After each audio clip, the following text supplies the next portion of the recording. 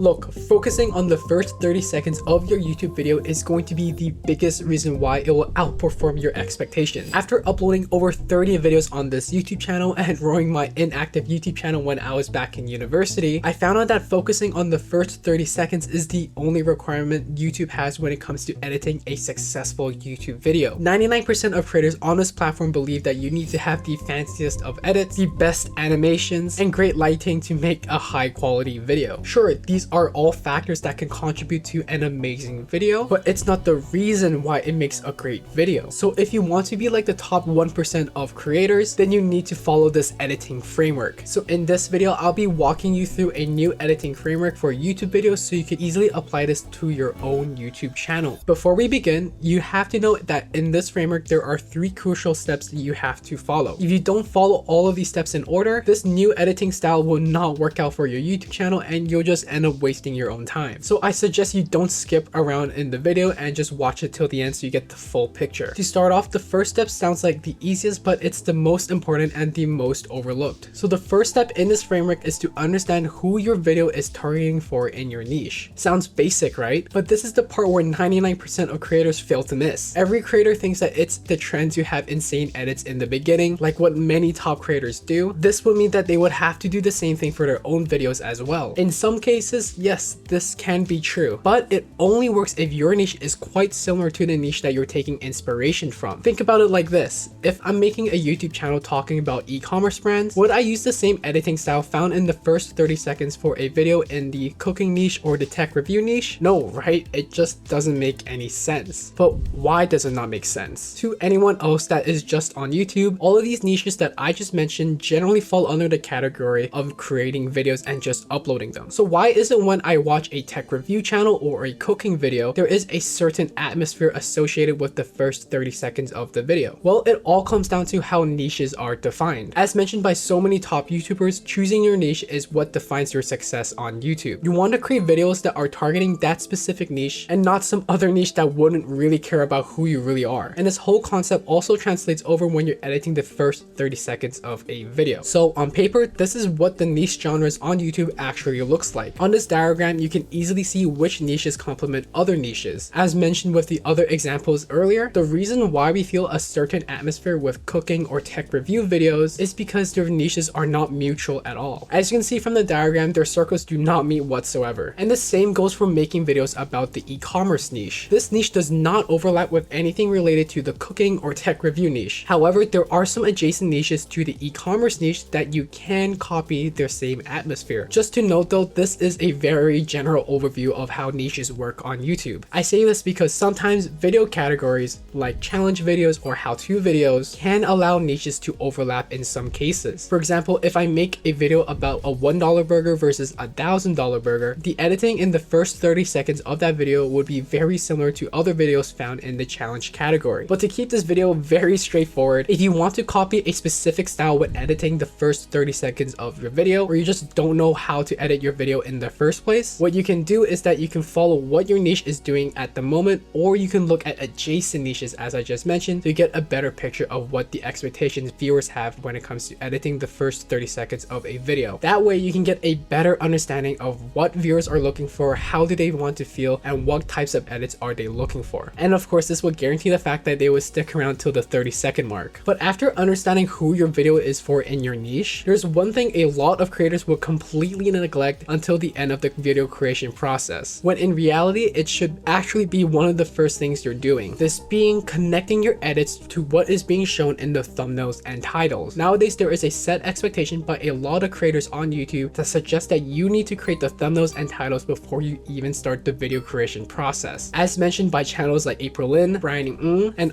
Owen. Even though this is 100% true and I back up all of their information here, the one thing that all of these creators have forgotten to mention in their videos is that you also have to relate back the edits with the thumbnails and titles. But how does this make sense and how does it relate at all? The reason why you need to care about the edits while making your thumbnail and title is because these are the only 2 points of contact you will ever have with your viewer. To quickly list them out, these 2 points of contact are: first, the viewer clicking on the video, and second, the viewer being introduced to the content immediately. So to smooth out the transition between clicking and watching, you have to build a stronger bridge to connect both of these points to make it an easier transition. Let's use an example to show you what I actually mean here. If you see an attractive video about LinkedIn on your YouTube homepage, you have a good sense that this video is going to be about growing your LinkedIn profile. This is the first point of contact, getting the initial click. However, before clicking on the video, there are expectations already set for what kind of edits you are looking for in this video. This may include seeing a follower growth graph in the background, an animated timeline of events for this person's journey as a top LinkedIn creator, captions to emphasize her story, and most importantly, the viewers are expecting the subject to be in frame. This is the exact expectation set by the title and thumbnail that was created beforehand. And if you were to give this example video an actual watch, you'll notice that all these edits that I just mentioned, excluding the growth graph, were all included in the final version of this video. So what can we take from this example that I just showed you? Well, it's clear there is a huge gap between clicking on the video initially and the reason to continue watching the content afterwards. You want to build a strong bridge that helps connect these 2 points of contact so your viewers would stick around and watch the entire video. And to do that very successfully, you have to think about the edits that you have to include in order to emphasize what the title and thumbnail is trying to invoke. To think about these edits that you can do, there are some ways that you can go about it. You can either go on your tablet or even on a piece of paper and draw it out yourself. You can even use a free service like Miro or Lucid to draft some ideas of what these edits might look like. And lastly, if you don't want to draw or do any type of graphic motions, you can even write out in bullet points what the edit should look like. Doing these steps beforehand will save you a lot of time in knowing what kind of edits you should include in the first 30 seconds of the video to make it a lot more attractive. Alright, before moving on, I hope you're starting to realize how involved the editing process can actually become, especially for the first 30 seconds of the video. Now, after going through the process of bridging those connections, this next step is going to tie everything all together so your edits in the first 30 seconds has a lot of meaning. This step being creating edits that support the script in answering the questions that are being asked. As we all already know, before you click on a YouTube video, there are specific questions that are being asked. By using these questions, this is a great framework to writing an amazing hook to capture your viewers' attention. Using the same example I showed earlier, just to not make it a lot more confusing, for a video like this, you might be asking questions like, how does she blow up her LinkedIn followers to over 100,000? Is this something that I can easily copy? What is she doing differently than what I'm doing at the moment? And will it work on my own LinkedIn profile? These are the questions that are being asked before you click on that video, and all you have to do is write a script answering them. However, on top of that, there are even more hidden questions that you need to ask about yourself, and they're more specific to the edits. And as an editor, these are the additional questions that you need to ask yourself when you see a video like this. These questions may include, how can a viewer understand this topic easier? What answers needs help in getting visualized? And is there an edit that I can do to make the viewing experience a lot more enjoyable? Now, these are the additional hidden questions that you need to ask yourself when thinking about the edits you want to include in the first 30 seconds of your video. If you can answer all of these questions with an amazing edited sequence, you'll be able to fully support and strengthen the hook that you have written. And that's why a lot of YouTubers mention how the first 30 seconds of a YouTube video is the most important. If we go back to the example yet again, in the actual video, the edits are all perfectly made to help support the script in answering all of the questions the viewers are having. The edits are specifically timed when the answers are given. There is heavy emphasis on the words she is saying, and most importantly, the edits help promote her, the subject, as the LinkedIn growth expert. Now, these are just some of the edits that were included in the first 30 seconds of the video to support what the script is trying to answer for a lot of her viewers. And there are